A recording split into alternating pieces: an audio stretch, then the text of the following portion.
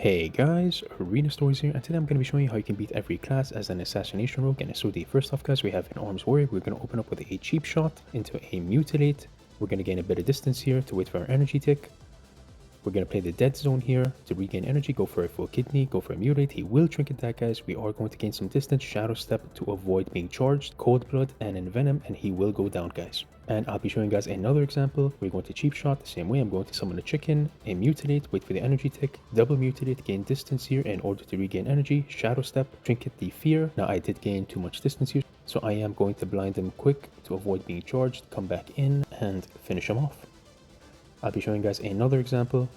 We're going to cheap shot, mutilate the same way, wait for our energy regen, mutilate again. Now I want you guys to know something extremely important here. His trinket does proc and it does stun me, but we are not going to trinket this guys because I do not have Will of Forsaken up. I do have my trinket, but if I do trinket this, he does have a fear waiting for me and then charge me and possibly kill me. Go for an evasion to avoid the first attack, mutilate, shadow step to avoid his line of sight.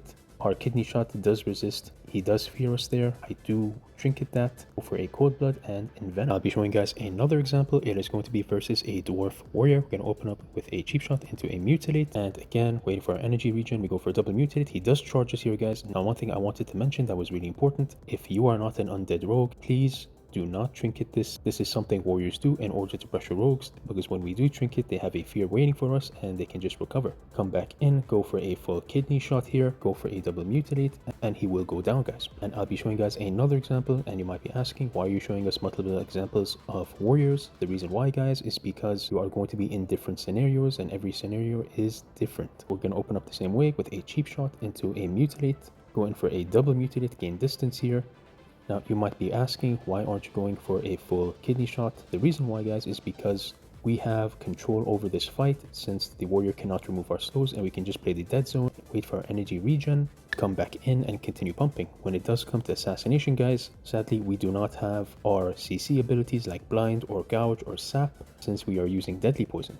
Now, I'll be showing you guys another example when things don't go as smooth. We open with a cheap shot. He does resist. I will evasion. My stun does resist. I do pop evasion. I vanish. Sadly, I still do come out of stealth. So we are going to continue pumping with mutilate. Now, we have to gain distance here, guys. We went for 3 mutilates there. Shadow step to avoid his line of sight. Go in for an envenom. It does miss. We come back in, envenom once again, and he will go down. Now, for another example, again, we cheap shot the warrior.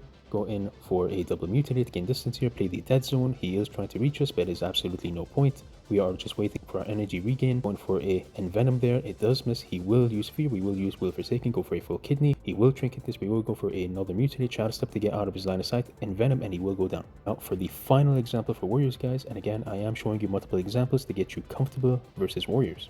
We will shadow step here since he is gaining distance, distract, go for an evasion to avoid the first attack. Now, one thing I wanted to mention that was extremely important, whenever you do evasion versus a arms warrior, guys, you only want to dodge the first attack. Now, why is that? The reason why is because they have an ability called overpower, and overpower ability enables whenever you do dodge, and it does 100% crit, so you want to avoid the second attack. If you're vanished, go for a cheap shot. Go in for a mutilate. We're going to gain distance here in order to gain energy. Now we now have 5 combo points. We will go for a cold blood and envenom. Now the next example is going to be red paladins. We're going to open up with a cheap shot, go in for a mutilate, wait for the energy regen. He is going to bubble here, guys. We're going to sprint away, trinket that stun. We're going to gain distance here to regain energy and wait for that bubble to come off. A mage does interfere in the fight here, fortunately, so we are going to have to switch targets. He does shoot me. His AoE does break it out. We do go for a shadow step. We're going to blind the paladin.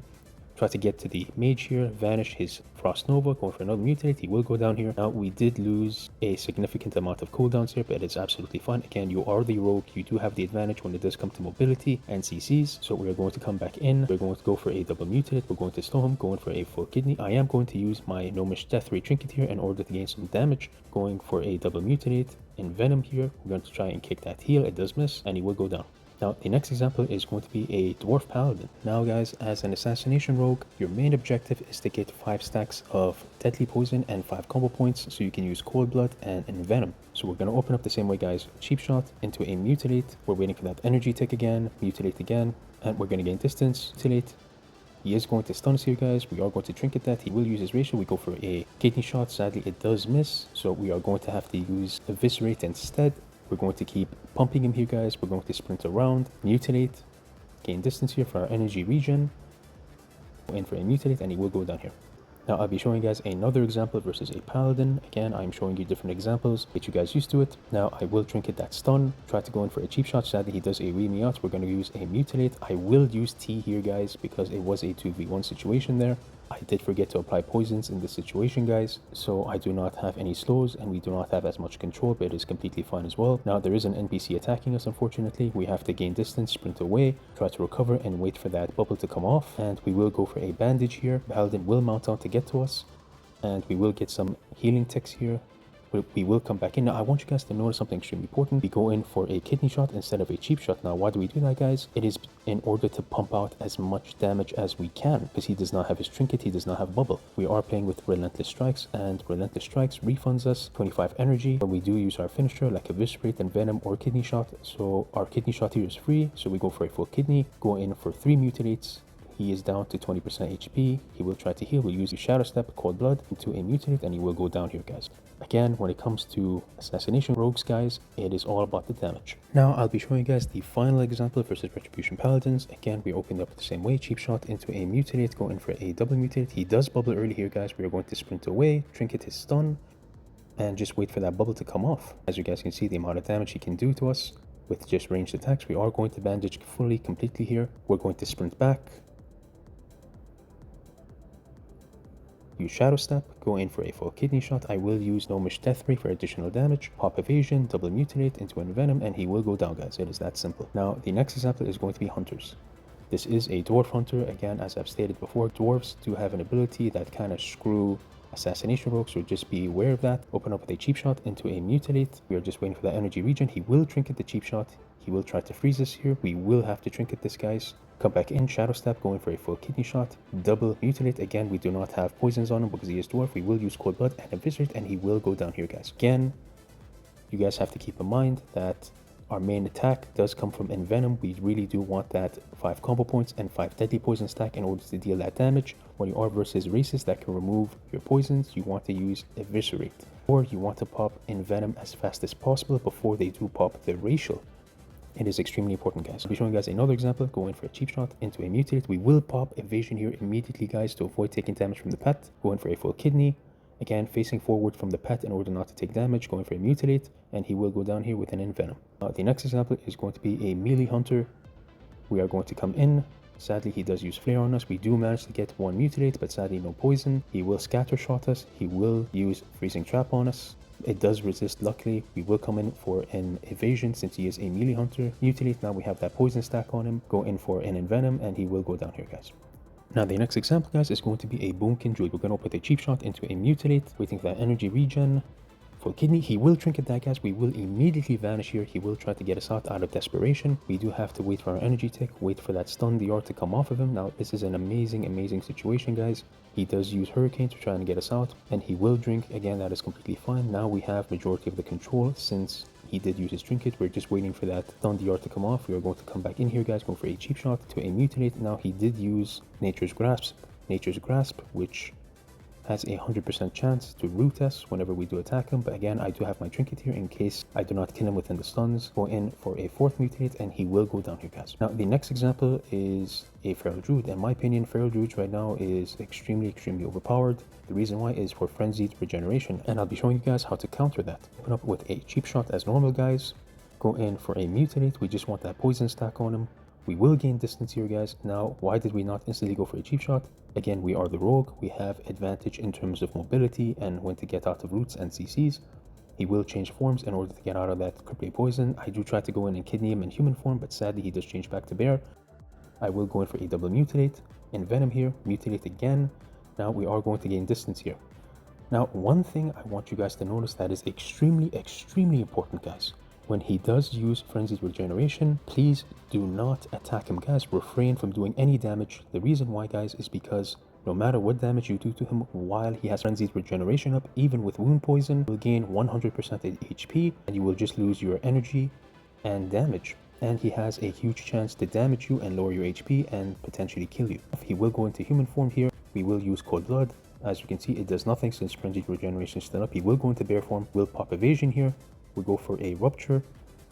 Again, we just want to gain distance here guys, regain our energy. He will try to get to us.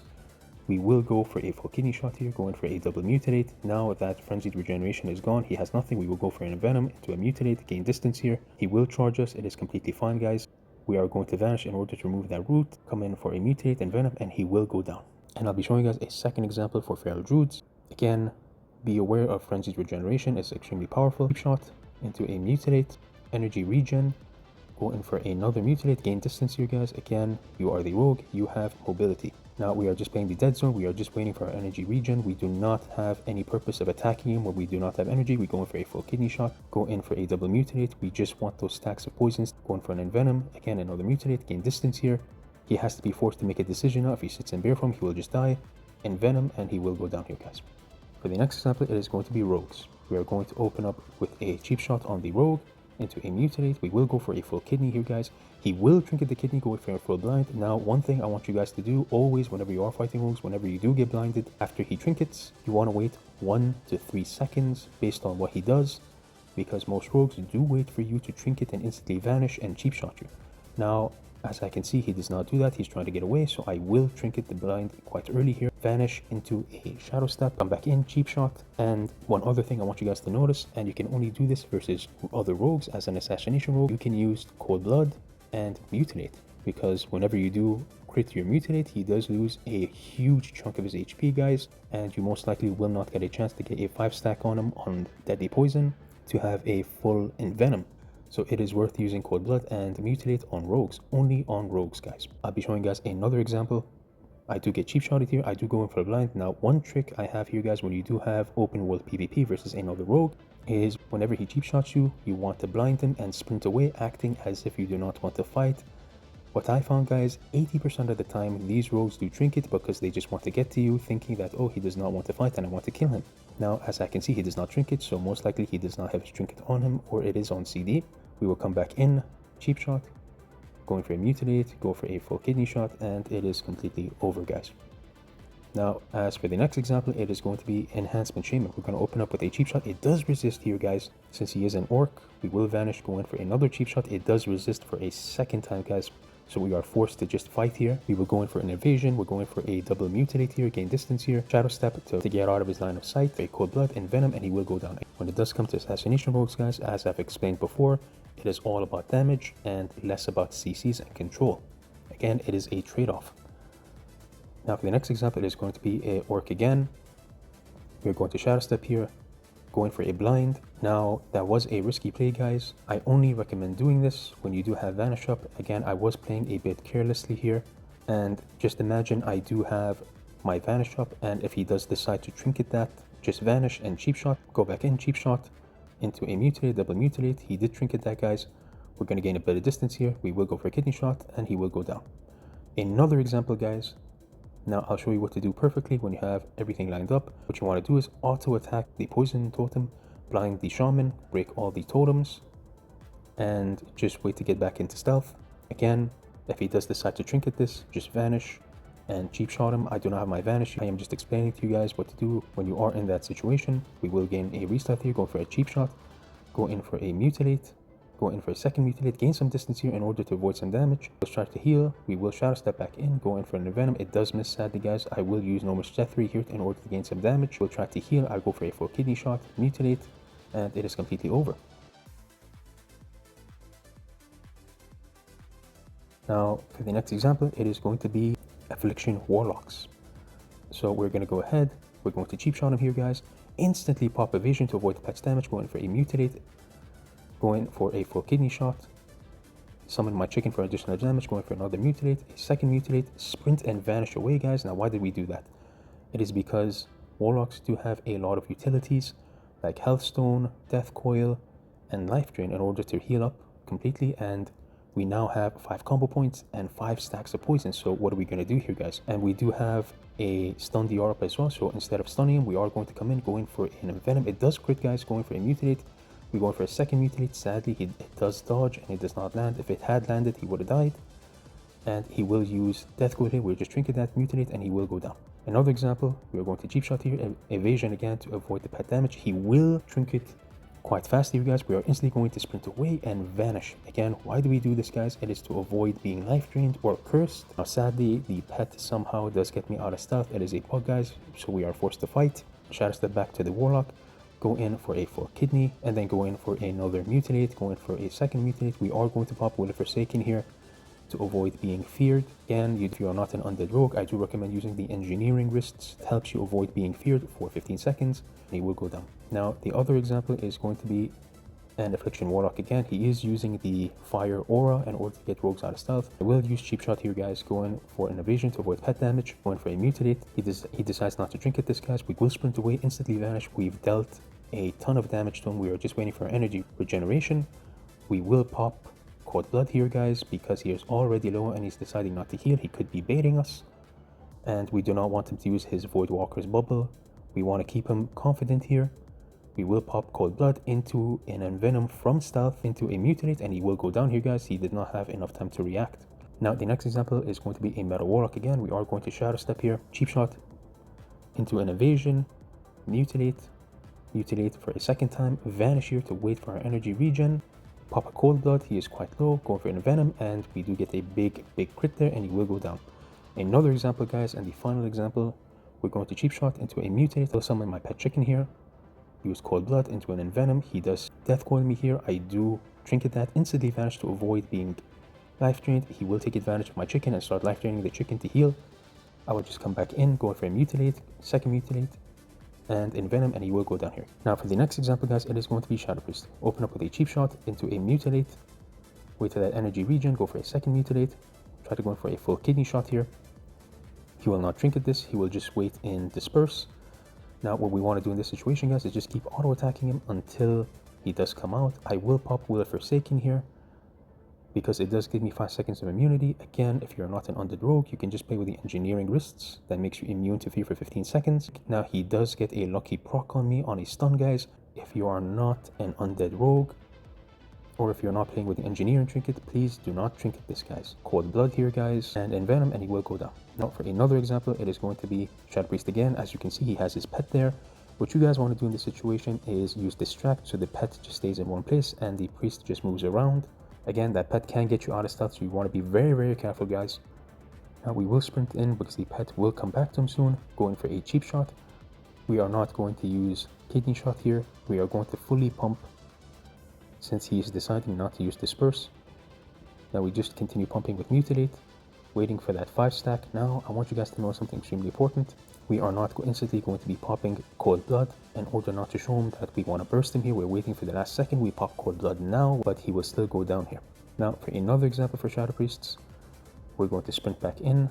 We are going to cheap shot. It does resist, we instantly vanish, guys. Cheap shot again, going for a mutilate, a second mutilate. Now I am going to invest fully in damage instead of stuns here, and he will go down, guys. Now the next example is going to be versus a Frost Mage, guys. Now versus a Frost Mage as an assassination rogue, it is quite difficult since you do not have Between the Eyes or Quick Draw, but it is still completely doable. Now what we want to do is come back in. He will use Preservation. Preservation is an instant one-tap heal that mages have. A cheap shot, going in for a mutilate. He will blink that, guys. We will just vanish here. Shadow Step, come back in. Trinket that root, going for a double mutilate here, and he will use Ice Block. We are waiting for that. Go in for a blind,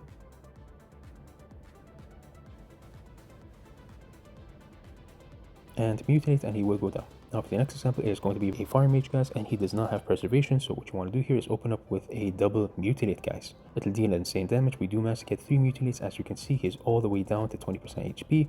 He does Frost Nova out of desperation. We will Shadow Step, come back in, go for an Envenom, mutilate, and he will go down, guys. Now for the final example is Fire Mage again. This time we are going to go for a cheap shot into a mutilate.